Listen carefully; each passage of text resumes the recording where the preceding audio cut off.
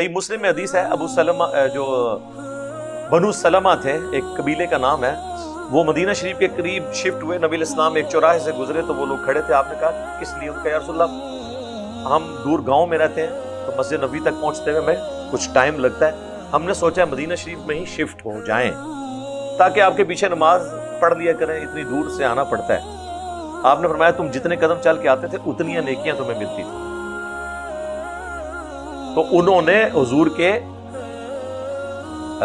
شہر میں شفٹ ہونے کا ارادہ ترک کر دیا کہ ٹھیک ہے ہم دور سے ہی پیدل چل کے آیا کریں گے تاکہ ہمیں نیکیاں ملیں۔ ہمارا یہ معصومانہ سوال ہے کہ یہ بعد کے جو بزرگ ہیں وہ تو کہتے ہیں جی ایک نماز پڑھتے ہیں مدینہ شریف اڑ کے، دوسری اڑ کے پڑھتے ہیں مکہ شریف، تیسری پڑھتے ہیں بیت المقدس، چوتھی بغداد شریف تے پنجویں اجمیر شریف۔ ہم کہتے ہیں صحابہ کرام تو بےچارے مکان شفٹ کر رہے تھے قریب، ان کو حضور نے کیوں نہیں مشورہ دیا کہ اڑ کے آ جائے کرو؟ کوئی نہیں اڑ سکتا تھا اس بات۔ اور جب یہ باتیں کرتے ہیں کہتے ہیں جی آپ بزرگوں کی کرامتیں نہیں مانتے۔ وہ جناب کرامت تب مانے جب کرامت ثابت ہو۔ اس امت کے حق میں تو اللہ نے کئی معجزے نہیں دیے ہیں جو اگلے انبیاء کو دیے ہیں۔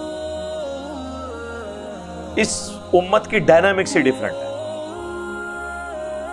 اگلی امتوں میں لوگ اللہ کو خوش کرنے کے لیے جنگلوں میں راہب بنتے تھے، اس امت کو بالکل الٹ کام بتایا گیا، قتال۔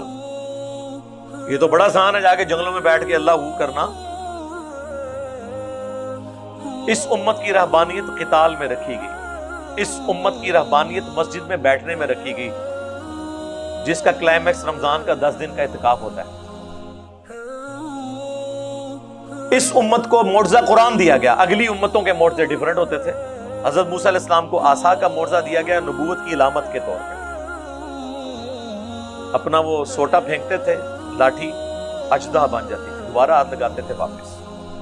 یہ ایکسٹرا آرڈنری معجزہ ہے، پلانٹ کنگڈم اینیمل کنگڈم میں بدلنا اور اینیمل کنگڈم دوبارہ پلانٹ کنگڈم۔ حضرت عیسیٰ علیہ السلام مردے زندہ کر دیتے تھے اللہ کے اذن سے۔ زندہ سے مراد یہ نہیں کہ واپس دنیا میں آ کے رہتے تھے، نہیں، جو مرتا تھا نا اسے زندہ کرتے تھے اور وہ حضرت عیسیٰ کے نبی ہونے کی گواہی دیتا تھا، پھر دوبارہ مر جاتا تھا۔ قبر سے بھی کوئی مردہ نکالا ہے تو وہ وقتی طور پر ہوتا ہے، لیکن پھر بھی یہ تو دنیاوی اعتبار سے تو امپاسبل ہے۔ لیکن یہ معجزہ دیا گیا۔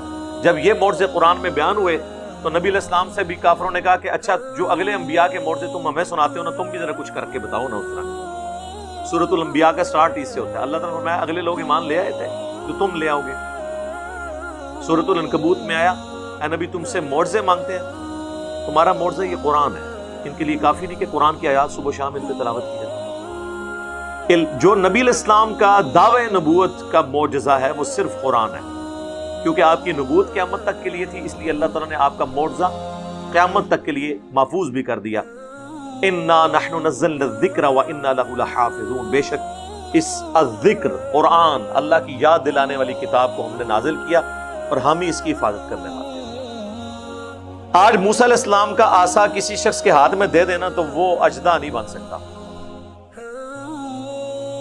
لیکن یہ قرآن صحابہ کے پاس بھی معجزہ تھا، قیامت تک آنے والے آخری انسان کے پاس بھی اللہ کا معجزہ ہے، کیونکہ آپ صلی اللہ علیہ وآلہ وسلم کی نبوت قیامت تک کے لیے۔ ہم اپنے نبی کا معجزہ دکھا سکتے ہیں، کوئی اور پیغمبر کے ساتھ اپنی نسبت جوڑنے والے لوگ ان کا کوئی ایک معجزہ بھی نہیں دکھا سکتے۔ ان پیغمبروں کو ہم بھی مانتے ہیں، لیکن معجزہ ہم حضرت عیسیٰ کے مردے زندہ کرنے کے واقعے کو صرف قرآن کی وجہ سے مان رہے ہیں، باقی ہمارے پاس کوئی ثبوت نہیں ہے فزیکلی ہم کو ثبوت دے، لیکن قرآن ہمارے پاس فزیکل ثبوت ہے۔ اس کے اندر جو پروفیسیز حضور کے زمانے میں کی گئیں اور وہ منہن پوری ہوئی، بعد کے بارے میں جو کی گئی وہ پوری ہوئی، اس زمانے کے سب سے بڑے ٹیسٹ پہ پورا اترا یہ، بڑے بڑے شعراء نے اپنے کلام پھاڑ دیے، اور وہ سائنٹیفک فیکٹس جو 1950s سے لے کے اب تک جدید الیکٹرانک مائکروسکوپس کی وجہ سے یا ٹیلیسکوپس کی وجہ سے ڈسکور ہوئے ہیں، ان کی ڈیٹیلز یہاں پہ موجود ہیں۔ تو ہر ٹیسٹ پہ یہ الحمدللہ کتاب پوری اترتی ہے۔